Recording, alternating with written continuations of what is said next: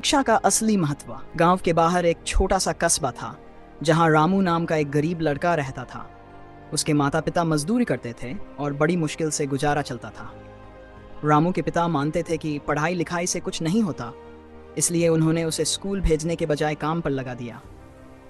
रामू मन ही मन पढ़ना चाहता था, लेकिन हालात उसके खिलाफ थे।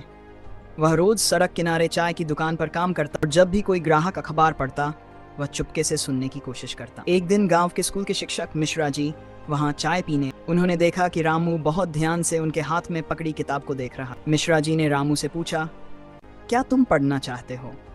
रामू की आंखों में चमक आ गई। उसने सिर हिलाकर हाँ कहा।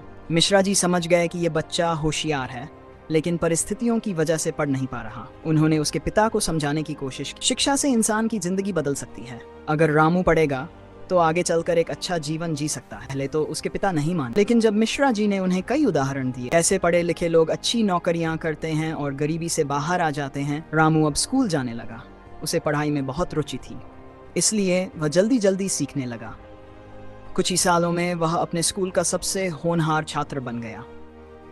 पढ़ाई पूरी करने के बाद उसने एक अच्छी नौकरी हासिल की और अपने माता पिता को गरीबी से बाहर निकाला। अब वही रामू गांव के अन्य बच्चों को शिक्षा का महत्व समझाता था। वह कहता, अगर मुझे पढ़ने का मौका नहीं मिलता तो शायद मैं अब भी चाय की दुकान पर काम कर रहा होता। शिक्षा ने मेरी जिंदगी बदल दी। इस कहानी से ये सीख मिलती है कि शिक्षा केवल किताबों तक सीमित नहीं होती, बल्कि ये जीवन को बेहतर बनाने का सबसे महत्वपूर्ण साधन है।